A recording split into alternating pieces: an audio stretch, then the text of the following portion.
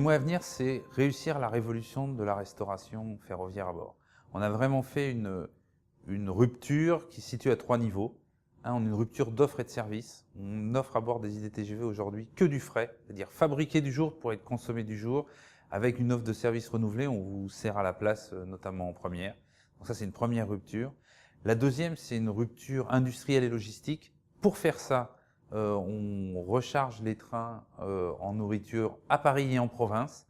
Donc on a des chargements en gare de Lyon, mais vous en avez aussi en Nice, à Marseille, à Toulouse, alors qu'avant ce n'était que sur Paris. Donc les trains de Paris partaient pleins, mais au retour, il y avait ce qui restait.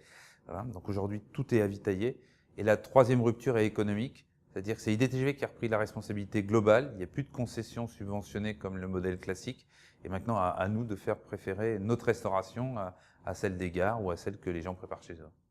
Pour préparer l'arrivée à la concurrence, c'est sûr que la SNCF est en train de segmenter son offre et de faire une différente segmentation d'offres de manière à capter le plus large clientèle possible.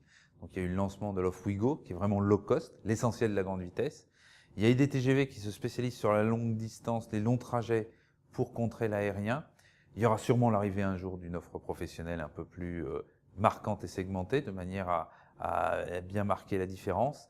Et tout en continuant en irriguant tout le territoire de manière fréquente. Donc il y a ces deux aspects-là pour préparer l'arrivée à la concurrence.